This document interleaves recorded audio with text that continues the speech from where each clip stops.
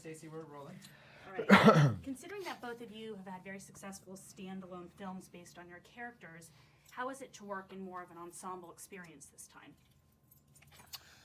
Well, having shot our own individual films as these characters, and then walking onto the set, in this sort of ensemble, it was nice to have shot yours first because you don't feel you have to come in and kind of give you a backstory or a big explanation of who your character is. It's already been established, and then you land on set and you're allowed to share the workload with the group instead of having to carry it on your shoulders, which is a nice relief.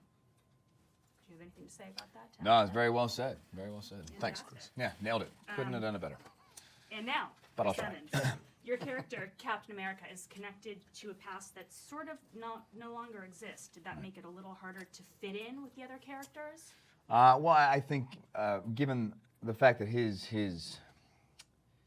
understanding of the world has expired, I think it's actually what brings him together to this group. I think everyone is from somewhere else. Bruce Banner is running and hiding, and Thor is from another world altogether. I think everyone feels a little bit like a fish out of water, and I think you said this earlier, and it's great. I can't believe you haven't repeated it since. You said no one really knows where to belong, but yet for some reason we all kind of belong together. It's like a kind of a band of misfit toys that just kind of work as a team. All right. And speaking of misfits, let's talk about your brother in the film, Loki, who's sort of destroying the world. How, as a character, was it to portray that conflict, being loyal to the Avengers, but also having a certain amount of loyalty to your brother Loki? Thor's motivation through the film was, all had begun because it was his brother Loki in there causing the chaos. So it's a much more, I think, personal journey for him than it is for the other Avengers, who don't really have an attachment to this villain. He's the enemy.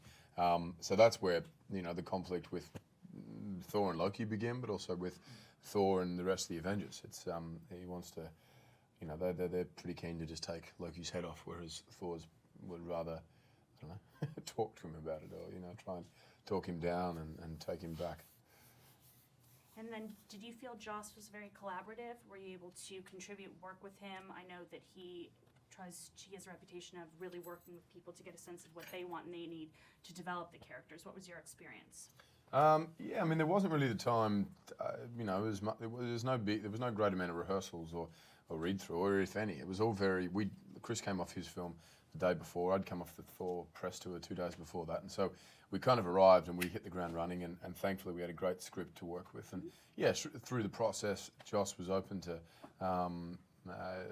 The collaboration and what have you, but the truth is the script was where it needed to be, and we just had to turn up and do our bit. Awesome. Thanks very much. Thank you. Thank you. Sure.